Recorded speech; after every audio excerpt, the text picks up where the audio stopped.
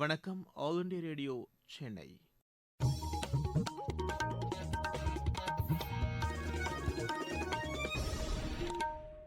செய்திகள் வாசிப்பவர் முகமது. தலைப்புச் செய்திகள். பிஜேபி தேசிய மாநாட்டின் 2ஆம் நாள் கூட்டத்தின் நிறைவு விழாவில் இன்று பிரதமர் திரு நரேந்திர மோடி உரையாற்றுகிறார். விருதுநகர் வெம்பக்கோட்டை பட்டாசு ஆலை விபத்தில் உயிரிழந்தோர் குடும்பத்திற்கு குடியரசுத் தலைவர், பிரதமர் இரங்கல் தெரிவித்துள்ளனர். ஜெர்மனியில் மியூனிக் பாதுகாப்பு உச்சி மாநாட்டிற்கு இடையே அமெரிக்க வெளியுறவுத்துறை அமைச்சரை வெளியுறவு அமைச்சர் திரு ஜெய்சங்கர் சந்தித்து இருதரப்பு பேச்சுகள் நடத்தினார். தேர்தல் பத்திரங்கள் தொடர்பான நன்கொடையாளர்கள் மற்றும் கட்சிகள் குறித்த விவரங்களை தேர்தல் ஆணையம் குறிப்பிட்ட காலக்கெடுவுக்குள் வெளியிடும் என்று தலைமை தேர்தல் ஆணையர் திரு ராஜீவ்குமார் தெரிவித்துள்ளார். பெங்களூரு ஓபன் டென்னிஸ் போட்டியின் இரட்டையர் பிரிவில் ராம்குமார் ராமநாதன், சாகித் மைனேனி இணை சாம்பியன் பட்டம் வென்றது. இனி விரிவான செய்திகள். பிஜேபி தேசிய மாநாட்டின் 2ஆம் நாள் கூட்டம் இன்று நடைபெறுகிறது. மாலை நடைபெறும் நிறைவு விழாவில் பிரதமர் திரு நரேந்திர மோடி உரையாற்றுகிறார். நேற்று தொடங்கிய இந்த மாநாட்டில் பேசிய பிரதமர், மத்திய அரசு கடந்த 10 ஆண்டுகளில் மேற்கொண்ட வளர்ச்சித் திட்டங்கள் மற்றும் மக்கள் நலத் திட்டங்களை முன்னிறுத்தி பிஜேபி மக்களவைத் தேர்தலை சந்திக்கும் என்று தெரிவித்துள்ளார். அரசின் திட்டங்கள் மற்றும் சாதனைகளை மக்களிடம் கொண்டு சேர்க்கும் முயற்சியில் வரும் 100 நாட்களுக்கு பிஜேபி தொண்டர்கள் முனைப்புடன் செயல்பட வேண்டும் என்றும் அவர் கேட்டுக் கொண்டார். தேசிய ஜனநாயக கூட்டணி 400 மக்களவை தொகுதிகளை வெல்ல வேண்டும் என்ற இலக்குடன் செயல்பட வேண்டும் என்றும் பிரதமர் திரு நரேந்திர மோடி வலியுறுத்தினார்.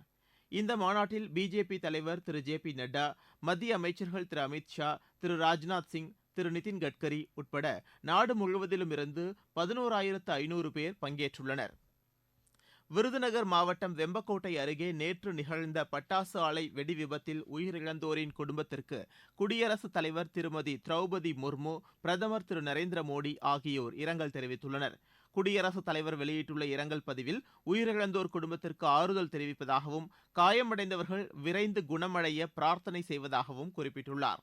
பிரதமர் திரு நரேந்திர மோடி தமது சமூக வலைதள பதிவில் உயிரிழந்தவர்களின் குடும்பத்திற்கு இரங்கல் தெரிவித்துக் கொள்வதாகவும், பிரதமரின் தேசிய நிவாரண நிதியில் இருந்து தலா 2 லட்சம் ரூபாய் நிதி உதவி வழங்க உத்தரவிட்டுள்ளதாகவும் கூறியுள்ளார்.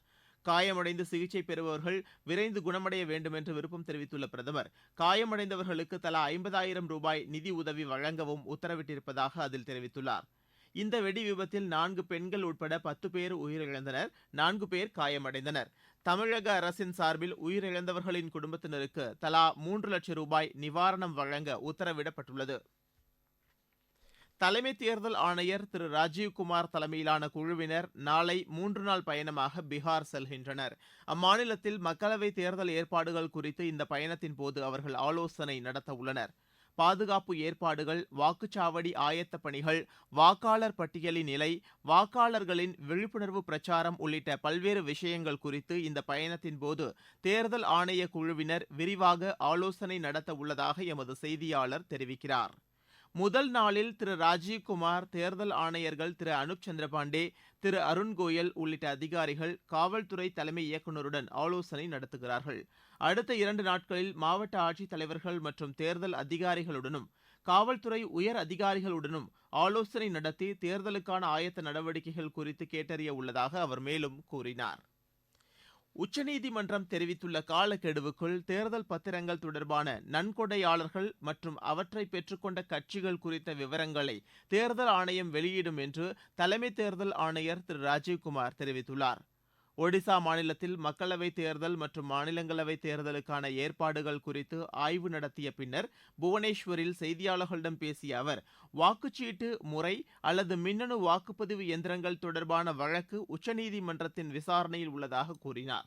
இந்த விஷயத்தில் உச்சநீதிமன்றத்தின் உத்தரவுப்படி தேர்தல் ஆணையம் நடவடிக்கை மேற்கொள்ளும் என்றும் திரு ராஜீவ்குமார் குறிப்பிட்டார். நீங்கள் கேட்டுக்கொண்டிருப்பது ஆல் இண்டியா ரேடியோவின் மாநில செய்தி அறிக்கை. यही समय है, सही समय है. இதுதான் வேளை, சரியான வேளை. ஒவ்வொரு தேசத்தின் வளர்ச்சி பயணத்தின் போதும் தேசம் முன்வந்து புதிய உறுதிப்பாடுகளோடு முன்னேற்ற பாதையிலே பயணிக்கக்கூடிய அற்புதமான ஒரு வேளையும் பிறக்கும். புதிய பாரதத்தின் துவக்கத்தின் இது அமுத காலம். இதுவே கோடானு கோடி நாட்டு மக்களுடைய உறுதிப்பாடாகும். அமுத காலம் 25 ஆண்டுகளுக்கு ஆனது. ஆனால் நாம் நம்முடைய லட்சியங்களை அடைவதற்காக இப்போதிலிருந்தே முனைப்புடன் செயல்பட வேண்டும். भारत को गढ़ने का यही समय है.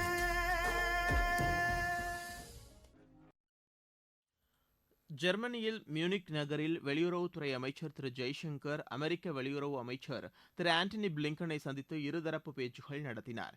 மியூனிக் பாதுகாப்பு உச்சி மாநாட்டில் பங்கேற்றுள்ள திரு ஜெய்சங்கர் பல்வேறு நாடுகளின் அமைச்சர்களை சந்தித்து பேச்சுகள் நடத்தி வருகிறார். அமெரிக்க வெளியுறவு அமைச்சருடனான சந்திப்பின் போது தற்போதைய அரசியல் நிலவரம் குறித்து கருத்துக்களை பரிமாறிக்கொண்டதாக திரு ஜெய்சங்கர் தமது சமூக வலைதள பதிவில் குறிப்பிட்டுள்ளார். மேலும் ஜெர்மனியின் வெளியுறவு மற்றும் பாதுகாப்புத்துறை ஆலோசகர் திரு ஜென்ஸ் பிளாண்டரையும் சந்தித்து இருதரப்பு பேச்சுகள் நடத்தினார். சுகாதாரம், கல்வி உள்ளிட்ட பல்வேறு துறைகளில் முன்னேறிய மாநிலமாக தமிழகம் திகழ்கிறது என்று திமுக நாடாளுமன்ற உறுப்பினர் திருமதி கனிமொழி தெரிவித்துள்ளார். விருதுநகரில் நேற்று நடைபெற்ற பொதுக்கூட்டத்தில் பேசிய அவர், அந்நிய நேரடி முதலீடு, கல்வி உள்ளிட்ட எந்த துறையை எடுத்துக்கொண்டாலும் தமிழகம் முன்னணியில் உள்ளதாக அவர் கூறினார். புற்றுநோய் குறித்த விழிப்புணர்வை ஏற்படுத்தும் வகையில் சேலத்தில் இரவு நேர மாரத்தான் போட்டி நடைபெற்றது. இந்த போட்டியில் புற்றுநோயிலிருந்து மீண்ட குழந்தைகள் உள்ளிட்ட ஏராளமானோர் கலந்து கொண்டனர். இரவு நேரத்தில் மாரத்தான் போட்டியில் பங்கேற்றது புதிய அனுபவமாக அமைந்தது என்று பங்கேற்பாளர்கள் தெரிவித்தனர். என்னோட பேர் அரவிந்த். நான் பெரியார் யூனிவர்சிட்டியில் ரிசர்ச் ஸ்காலராக ஒர்க் பண்ணிட்டு இருக்கேன். ஸோ ஃபர்ஸ்ட் டைம் நான் மேரத்தானில் சேலமில் ஓடுறேன். ஸோ நான் ஸ்கூல் டைம்ஸில் ஓடி இருக்கேன். பட் ரொம்ப நாள் கழிச்சு ஓடினதுலேயே எனக்கு ரொம்ப பெரிய மகிழ்ச்சி. ஸோ இது கேன்சர் அவேர்னஸ்க்காக பண்ணது இன்னமும் பெரிய மகிழ்ச்சி. ஏன்னா இது ஒரு அவேர்னஸ் கிரியேட் பண்ணும். நான் ஹர்னி, நான் சேலம் ஜங்ஷன்லேருந்து நான் வரேன். ஸோ புதுசாக இருக்குது. சேலத்தில் எப்போவுமே இருந்துட்டு பகலில் மட்டும் தான் மேரத்தான் வச்சாங்க. ஸோ நைட் டைம் வச்சிருக்காங்க அப்படின்றதுனால அந்த எக்ஸ்பீரியன்ஸும் நல்லா இருக்கு. அண்ட் இதை வந்து ஒரு கேன்சர் அவேர்னஸாக எடுத்து பண்ணுறது இன்னும் ரொம்ப நல்ல விதமாக இருக்குது. ஏன்னா இதுக்கு முன்னாடி நம்ம கேன்சருக்கு நிறைய அவேர்னஸ் பண்ணியிருக்கோம். பட் அதை விட சேலத்துல இப்படி நைட் டைம்ல மேரத்தான் வச்சு பண்றது ரொம்ப நல்ல விஷயமா இருக்கு. தமிழகத்தில் இன்று வறண்ட வானிலையே தொடரும் என்று வானிலை ஆய்வு மையம் தெரிவித்துள்ளது. காலை நேரங்களில் லேசான பனிமூட்டம் காணப்படும் என்று வானிலை ஆய்வு மைய அறிக்கை தெரிவிக்கிறது.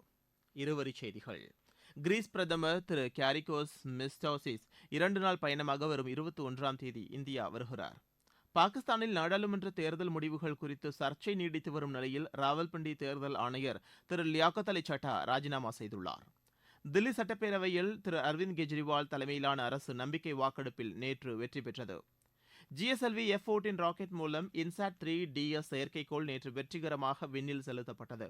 ஆவின் உபபொருட்கள் விற்பனையை அதிகரிக்கும் நோக்கில் பல்வேறு திட்டங்கள் செயல்படுத்த அரசு முடிவு செய்துள்ளதாக அதன் மேலாண் இயக்குநர் திரு வினித் தெரிவித்துள்ளார். காஞ்சிபுரம் அருள்மிகு காமாட்சியம்மன் ஆலயத்தில் மாசி மாத பிரம்மோற்சவத்தின் 3ஆம் நாளான நேற்று யானை வாகனத்தில் அம்பாள் வீதி உலா நடைபெற்றது. கன்னியாகுமரி மாவட்ட நிர்வாகம் சார்பில் 5வது புத்தக திருவிழாவை நாகர்கோவிலில் மாவட்ட ஆட்சியர் திரு ஸ்ரீதர் நேற்று தொடங்கி வைத்தார். நீலகிரி மாவட்டம் மசினகுடி அரசு மேல்நிலைப் பள்ளியில் பயின்று இடைநின்ற மாணவர்களின் வீடுகளுக்கு நேரடியாக சென்ற மாவட்ட ஆட்சியர் திருமதி அருணா பெற்றோர்களை சந்தித்து மீண்டும் பள்ளியில் சேர்க்க வலியுறுத்தினார். விளையாட்டுச் செய்திகள். பெங்களூரு ஓபன் டென்னிஸ் போட்டியின் இரட்டையர் பிரிவில் ராம்குமார் ராமநாதன், சாகித் மைனேனி இணை சாம்பியன் பட்டம் வென்றது. இந்த இணை நேற்று நடைபெற்ற இறுதி ஆட்டத்தில் பிரான்ஸ் நாட்டின் ஜான்வியர் பிட்டான் காஸ்மைன் இணையை 6-3, 6-4 என்ற செட்களில் வென்றது. இதற்கிடையே ஒற்றையர் பிரிவு அரையிறுதி ஆட்டத்தில் இந்தியாவின் சுமித் நாகல் தோல்வியடைந்தார். நேற்று நடைபெற்ற ஆட்டத்தில் இவர் இத்தாலியின் ஸ்டெஃபினோ நாபாலிட்டனோவிடம் 6-7, 4-6 என்ற செட்களில் தோற்று போட்டியிலிருந்து வெளியேறினார். சர்வதேச மகளிர் ஹாக்கி தொடரில் ஆஸ்திரேலியாவை 1-0 என்ற கோல் கணக்கில் இந்தியா வென்றது. ஒடிசா மாநிலம் ரூர்கேலாவில் நடைபெற்று வரும் போட்டியில் நேற்றைய ஆட்டத்தின் முதல் பாதியில் இரு அணிகளும் கோல் எதுவும் போடவில்லை. பின்னர் இந்தியாவின் வந்தனா கட்டாரியா ஒரு கோல் அடித்து வெற்றிக்கு வித்திட்டார். இன்று நடைபெறும் ஆட்டத்தில் இந்தியா அமெரிக்காவை எதிர்கொள்கிறது. மீண்டும் தலைப்புச் செய்திகள். பிஜேபி தேசிய மாநாட்டின் 2ஆம் நாள் கூட்டத்தின் நிறைவு விழாவில் இன்று பிரதமர் திரு நரேந்திர மோடி உரையாற்றுகிறார். விருதுநகர் வெம்பக்கோட்டை பட்டாசு ஆலை விபத்தில் உயிரிழந்தோர் குடும்பத்திற்கு குடியரசுத் தலைவர், பிரதமர் இரங்கல் தெரிவித்துள்ளனர்.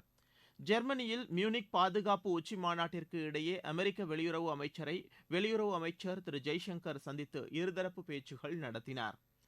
தேர்தல் பத்திரங்கள் தொடர்பான நன்கொடையாளர்கள் மற்றும் கட்சிகள் குறித்த விவரங்களை தேர்தல் ஆணையம் குறிப்பிட்ட காலக்கெடுவுக்குள் வெளியிடும் என்று தலைமை தேர்தல் ஆணையர் திரு ராஜீவ்குமார் தெரிவித்துள்ளார். பெங்களூரு ஓபன் டென்னிஸ் போட்டியின் இரட்டையர் பிரிவில் ராம்குமார் ராமநாதன், சாகித் மைனேனி இணை சாம்பியன் பட்டம் வென்றது. இத்துடன் செய்தி அறிக்கை நிறைவு பெற்றது.